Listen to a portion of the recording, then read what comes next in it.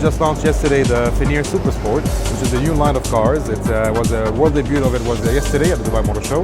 And this car is actually meant to be produced 25 cars per year. It's a much more aggressive, powerful, extreme car, which is based on performance, power and speed. So we have 900 horsepower torque, 1200 horsepower, 0 to 100 in 2.6 seconds. It's less exclusive than the Lykan Hypersport right behind us, which is more of a lifestyle collector's item. It's more of a series production that will go on for the next 5 years of 25 cars over the next 5 years, which is around 100 cars total production for the years to come.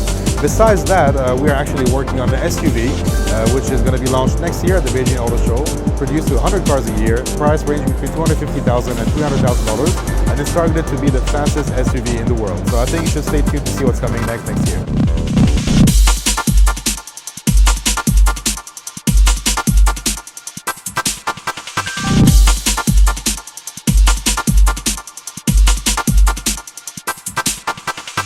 We are very happy to announce that the first 6 months of the fiscal year were very successful for Infiniti here in the Middle East. We have grown by more than 20%, and with this we are one of the fastest growing premium brands in the region.